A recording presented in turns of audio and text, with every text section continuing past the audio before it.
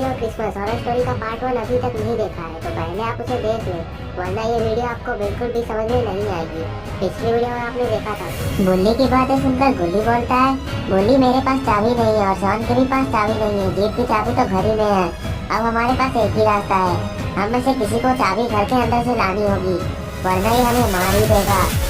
और तभी जिसका डर था वही हुआ। स्नोमैन ने बुल्ली और शॉन को इसे देखता हुआ देख लिया और वो इन लोगों को भूलने लगा और इनकी तरफ मुड़ गया और धीरे धीरे इन लोगों के पास आने लगा। स्नोमैन को पास आता देखकर शॉन उठता है और अपने जेब से कुछ निकालने लगता है। अक्षय, तू तो गया बेटे। इसके बाद शॉन बंदूक को स्नोमैन की तरफ तानता है। अब देख तू, अब तू गया बेटा, अब तू गया, देख तेरी औकात मैं दिखाता हूँ तुझे, देख। और फिर शॉन लगातार फायरिंग करने लगता है, लेकिन स्नोमैन को इस पर कोई भी असर नहीं पड़ता है। थोड़ी देर बाद शॉन की गोलियां खत्म हो जाती हैं और अब स्नोमैन पागल हो चुका है और अब वो इन लोगों को बिल्कुल भी देख रहे हैं।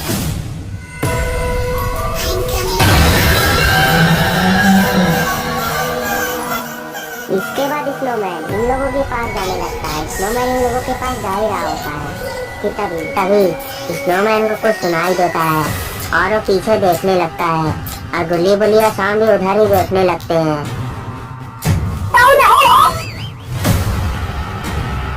अरे ये क्या, ये तो किसी ट्रक की आवाज सुनाई दे रही है और ये रोड पर भी कोई ट्रक ही आ रही है, लेकिन आधी रात को ये किसकी ट्रक हो सकती है?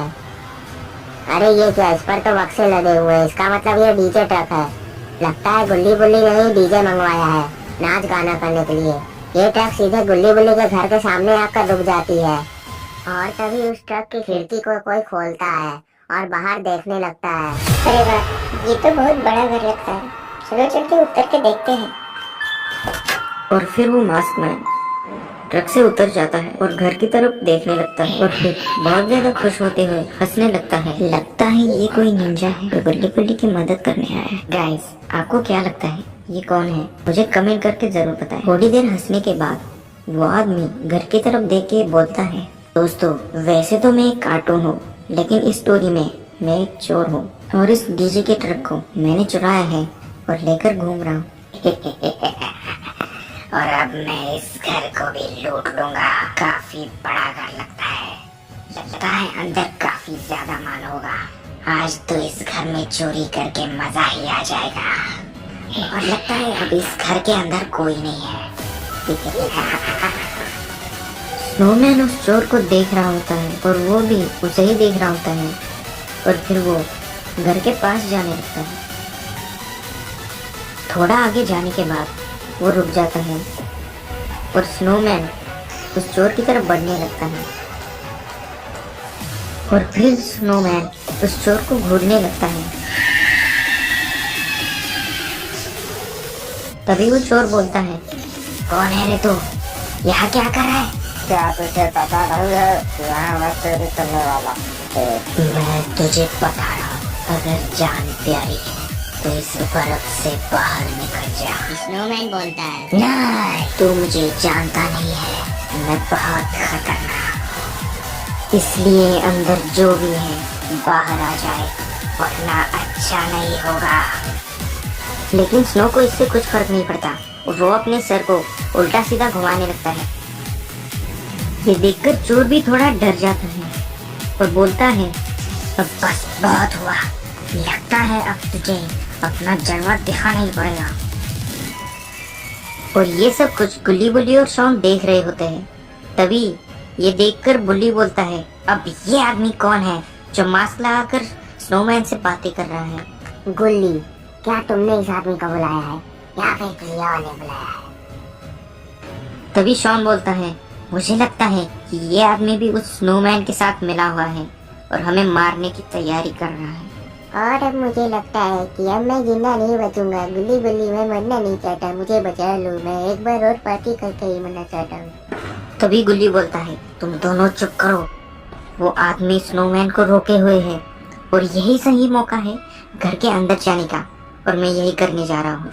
तुम दोनों उस पर नजर रखना और अगर वो मेरे पीछे आए तो मुझे बता देना, नहीं तो मैं मारा जाऊंगा। अब ये लास्ट चांस है। और इसके बाद गुल्ली बिना शोर करते हुए दबे पाँव घर के अंदर जाने लगता है। गुल्ली बिना लापरवाही करते हुए जा रहा होता है, क्योंकि वो जानता है कि अगर जरा सी भी लापरवाही हुई तो उसके साथ साथ बुल्ली और सांड की भी जान चली जाएगी। गुल्ली गेट खोलता है और अंदर चला जाता है।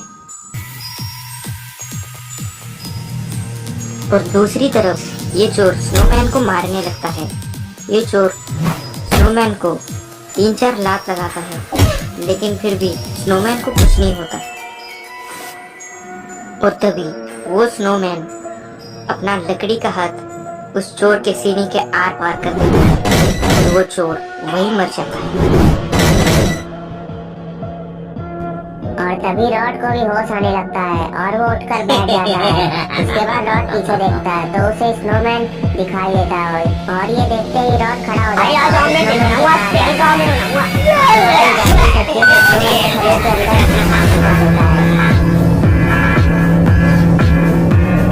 जिसकी वजह से शायद स्नोमैन भी मरने लग जाता है।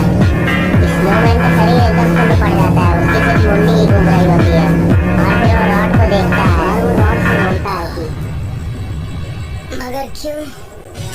मैंने तेरा क्या बिगाड़ा था?